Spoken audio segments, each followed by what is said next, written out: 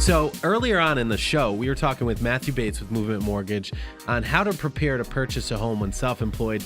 You know, we got a lot of content in that section, okay?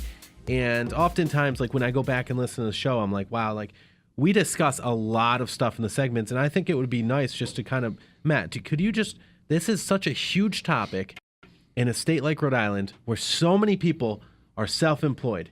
There's so many people. Yeah, for sure. So, okay. So just do a quick rundown again of how to prepare to purchase a home when self-employed. Well, it's good to start the conversation early. So hindsight 2020 is always a difficult thing to deal with when you're trying to get qualified to buy a house. So start the conversation early. Start at the end of the third quarter and the beginning of the fourth quarter before the holidays, so you can get through the fourth quarter strong. You can set a certain goal for yourself, and you can deal with the holidays accordingly, which is always a hustle and bustle time. Mm-hmm. So start the conversation early so that hindsight doesn't happen.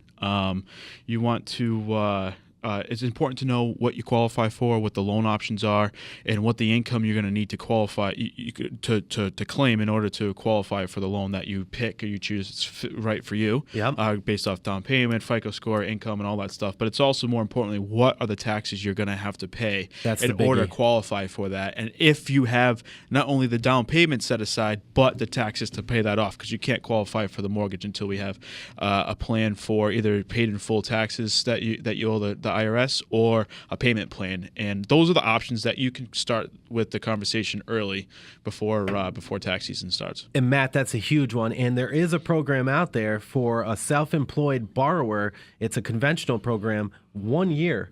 I want to set the right expectations, because I always want to prepare for 2 years, and then we can, and then depending on the situation, and what the type of loan that we do, and who the buyer is, and what's self-employed, how long they've been self-employed. There's all a bunch of different things going on to it. So we want to set the 2 year expectation, and then depending on what the scenario is, we can decide if 1 year's important. Matt, I know this is an area you specialize in because you've helped a lot of our clients do it, and you've done it so many times.